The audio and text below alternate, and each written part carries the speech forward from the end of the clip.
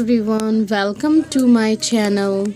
आज हामी फेरि एउटा नयाँ प्रोजेक्टको साथ उपस्थित भइसकेको छौँ। हाम्रो प्रोजेक्ट रहेको छ ब्याग ह्यान्डल एन्ड चेन र हामीलाई यसलाई स्टार्टिङ गर्नको लागि पहिला हामी एउटा नट बनाउने छौँ र त्यसपछि हामी चाहिँ 12 वटा चेन लिने छौँ।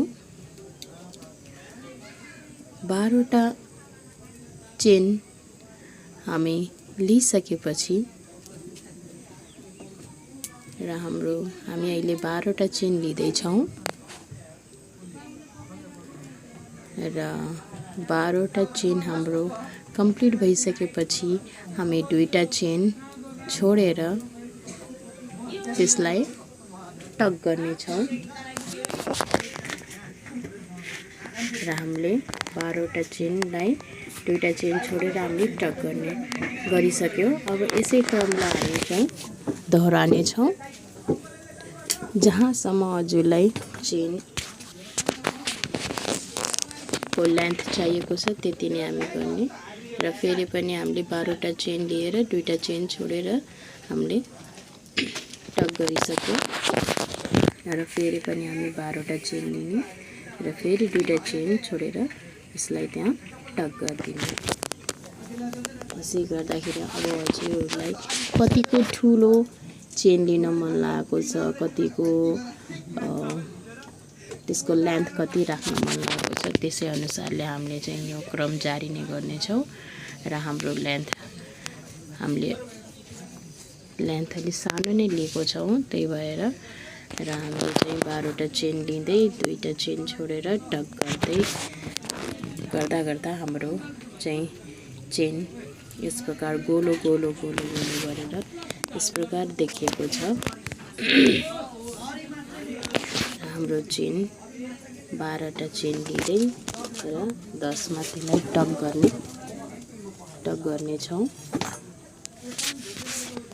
र टक गरिसकेपछि हामी दुईटा चेन छोडेर हामीले टक गर्यौँ र हाम्रो यस प्रकार देखिएको छ।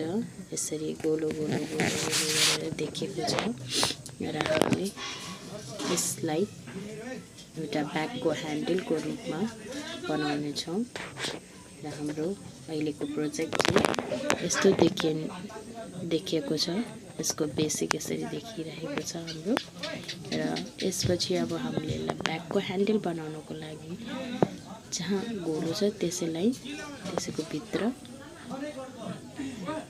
कुचले तान्ने अनि अगाडि बढ्ने, फेरि त्यो भित्र त्यसलाई तान्ने अनि फेरि अगाडि बढ्ने,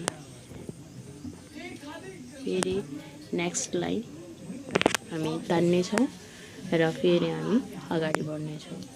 फेरि नेक्स्टलाई कुचभित्र तान्ने र अगाडि बढ्ने, फेरि कुचलाई अगाडि भित्र तान्ने र अगाडि बढ्ने, कुचभित्र तान्ने र फेरि अगाडि बढ्ने।